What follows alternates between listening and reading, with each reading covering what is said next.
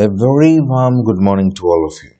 Dear students, once again, welcome back to the English literature class. Today, we are continuing with the same short story, unit number 6. Title of the story is An Angel in Disguise, written by T.S. Arthur. Do you remember what we were discussing in the last class? The youngest child of the dead lady was adopted by Mr. Joe Thompson. He just took the child to his home, but his wife, she was not ready to accept the child. She was very angry with the decision made by Mr. Joe Thompson, her husband.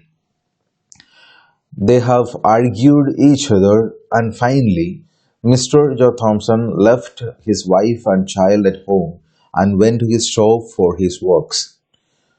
He was working till the sunset, and then he was walking towards his house. By the time he noticed that there is light in the room where he left Maggie, and he reached the home, he was just peeping through the window, and he found that Mrs. Joe Thompson and Maggie were talking each other. From the expression of Maggie, he understood that it's a very happy atmosphere. So that's why he was very much relaxed, and he felt something like a big burden has taken away from his heart. The very words are like a deep down breath was followed by one of relief as a weight lifted itself from his heart. He felt like a huge weight has been lifted away from his heart. It was a deep down breath of relief. That's what where we have stopped in the last class. Let's continue with the story. An angel in disguise. On entering, Joe did not go immediately to the little chamber. His heavy tread about the kitchen brought his wife somewhat hurriedly from the room where she had been with Maggie. Joe thought it best not to refer to the child, nor to manifest any concern in regard to her. Two new words are there. First one is tread. Tread means to step or walk. Second word is manifest. Manifest means to reveal. Let's see.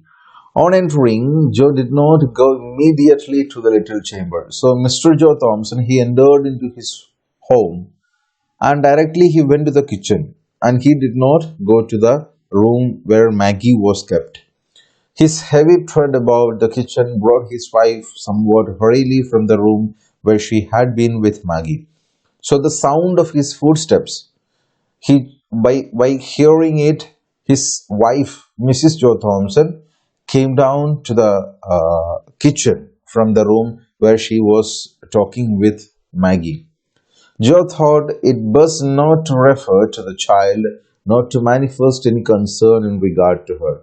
So he was already decided that it's better not to talk about Maggie, or not to manifest, to reveal any concern in regard to her. So he was already decided that there must not be any conversation, any dialogues from his side which is referring to Maggie. So, with that decision, he has entered into the room. How soon will supper be ready? He asked. Once he met with his wife, he asked. Once his wife reached in the kitchen, he just asked, how soon will supper be ready? So, how much time is required to prepare the dinner, the supper? He asked. Right soon, answered Mrs. Thompson, bringing to Busdale about. There was no asperity in her voice. Two new words are there. First one is Bristol means an excited actively, to move busily. So something like she started to work in a hurry manner. Second word is asperity. Asperity means harshness, something like in anger. So something like harsh in sound. So right soon, she told, very soon it will be prepared. And answered Mrs. Thompson, beginning to bristle about. She started to work, or she started to prepare the dinner in a hurry manner, busy manner. There was no asperity in her voice. Her sound was so calm and quiet. It was not having any kind of harshness. After washing from his hands and face the dust of soil of work, Joe left the kitchen and went to the little bedroom. So after washing his hands and face, he just removed all kinds of dirt and soil from his hands and face. He just washed his hands and face, and then he left the kitchen and went to the bedroom where he kept Maggie before he leaving the home. A pair of large bright eyes looked up at him from the snowy bed, looked at him tenderly, gratefully, pleadingly. So once when he entered in the room, he found that Maggie is lying on the bed, a snowy bed. The bed was covered with white clouds. So it was something looking like snowy bed, snow, the color of the snow, white in color. A pair of bright, large eyes. So she was very curiously looking at Mr. Thompson. There were a lot of curiosity in her eyes, and looked at him tenderly, gratefully, and pleadingly. All kinds of gratitude were there in the look of Maggie. How his heart swelled in his bosom! With what a quicker motion came the heartbeats. Once when he encountered with the eyesight of Maggie, he started to feel something in his heart, a fatherly affection towards Maggie. So he was experiencing these kinds of feelings for the first time in his life. That's why he felt like his heart swelled in his bosom. With what is quicker motion came the heartbeats. The heart started to beat in a very fast manner. Joe sat down and now for the first time examining the thin frame carefully under the lamplight, so that it was an attractive face and full of childish sweetness which suffering had not been able to obliterate. The word obliterate means to remove completely. Let's see. Joe sat down and now for the first time examining the twin frame carefully under the lamplight. So, Mr. Joe Thompson, he sat beside the bed, or he sat near to Maggie, and he was just watching her expressions. He was just examining the face of Maggie. He was just looking at the face very carefully, so that it was an attractive face. So he found that the face of Maggie, it is very attractive and full of childish sweetness which suffering had not been able to obliterate. So the face was fully covered with that the nature of a child, the childish sweetness, means something like we can take as an example like cute.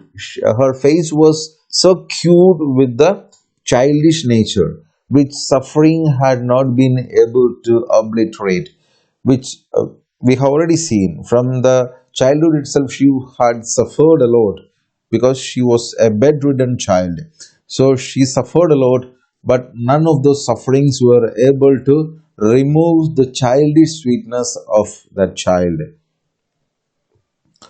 Your name is Maggie, he said as he sat down and took her soft little hand in his.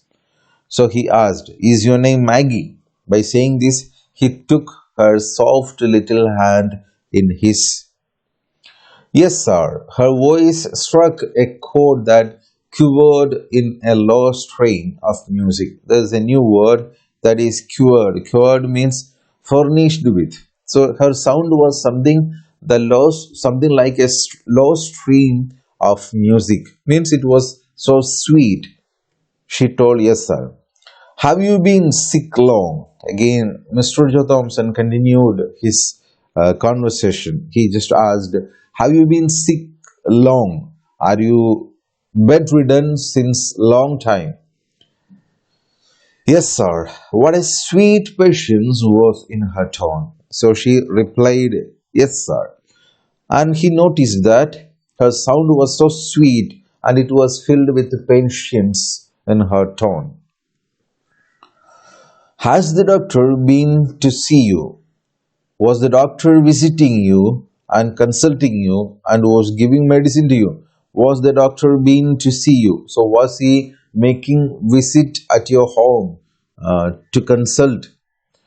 He used to come. Maggie told, see, he was coming to my home to treat me frequently. He used to come. Frequently he was visiting our house.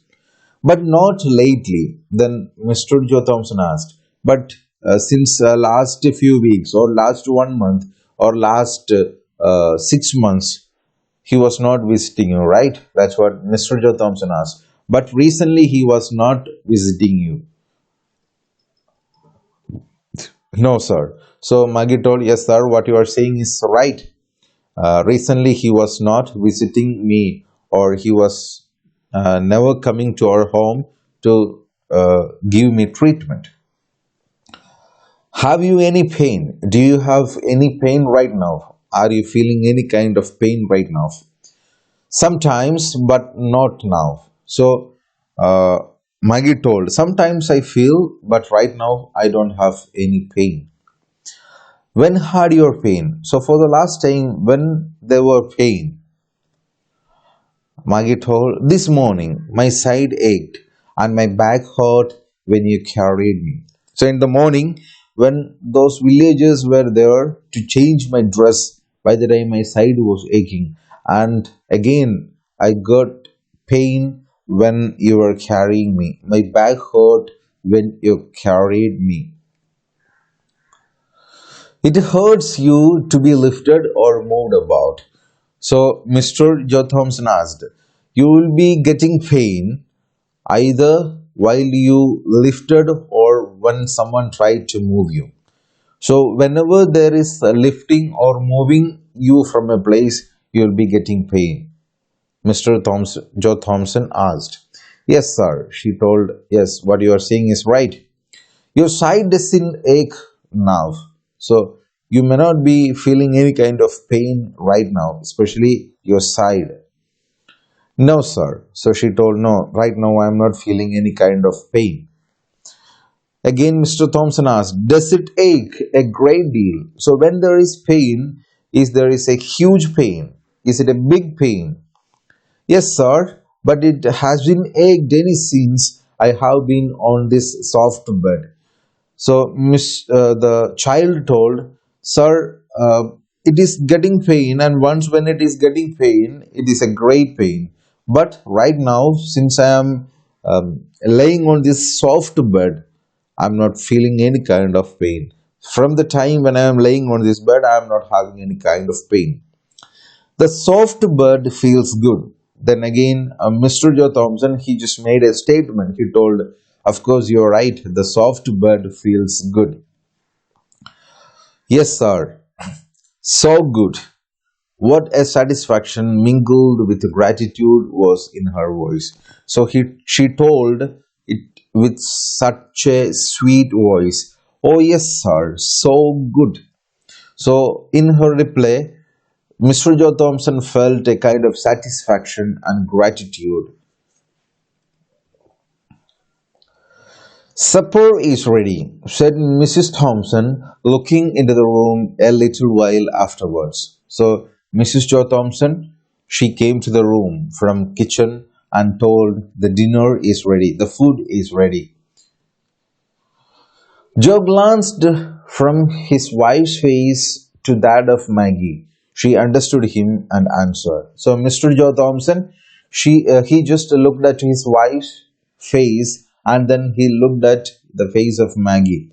So from his expression, she understood something and she answered. What was her answer? She can wait until we are done. then I'll bring her something to eat. There was an effort at indifference on the part of Mrs. Thompson, but her husband had seen her through the window and understood that the coldness was assumed. There's the word indifference. Indifference means uninterested. So Mrs. Thompson told she can wait until their food is over. Means first Mr. and Mrs. Thompson will have their food, and then she told that she'll bring something for Maggie. There was an effort at indifference on the part of Mrs. Thompson. Mrs. Thompson was trying to hide her interest towards Maggie, but her husband had seen her through the window and understood that the coldness was assumed. But Mr. Thompson, her husband, he had seen her talking with Maggie through the window. We have already seen that part. And that's why he was knowing that there were a lot of changes in the attitude of his wife. Joe waited after sitting down to the table for his wife to introduce the subject uppermost in both of their thoughts, but she kept silent on that theme for many minutes, and he maintained a like reserve. At last, she said abruptly, "Okay, so Mr. Joe Thompson and Mrs. Joe Thompson, they sat together to have their dinner. So while they were sitting down to the table, Mr. and Mrs. Thompson, they were thinking about the same subject. They were thinking about the same Maggie. But none of them have started, or none of them were ready to talk about Maggie. Mrs. Thompson thought that let Mr. Joe Thompson, her husband, speak about Maggie. Mr. Joe Thompson, he kept silent on that theme, and he just maintained a like reserve. Both of them were talking about the same subject, about the same matter, but none of them were ready to talk upon that. At last, she said abruptly. So Mrs. Thompson was not able to control her feelings. In a sudden manner, she just said, "What is that? What are you going to do with that child?" So she was not able to control her curiosity. She was not able to control her feelings. That's why she just asked to her husband, "What are you going to do with that child?" "I thought you understood me that she was to go to the poorhouse," replied Joe as if surprised at her question. So Mr. Joe Thompson told, "I think you are clear with what I have already told you. I have told you before I go to my shop that she will be sent to the poorhouse by tomorrow. So the same thing I want to tell you. I thought you understood me that she was to go to the poorhouse," replied Joe, as if surprised at her question. And he pretended like he was really surprised with the question of his wife. So, dear students, we are winding up today. And in the next class, we will see the last part of the story, the turning point, or we can say the twist of the story. What really had happened in the life of Mr. and Mrs. Thompson. Still, we meet in the next class with the last part of the story. I would like to sign off. Thank you.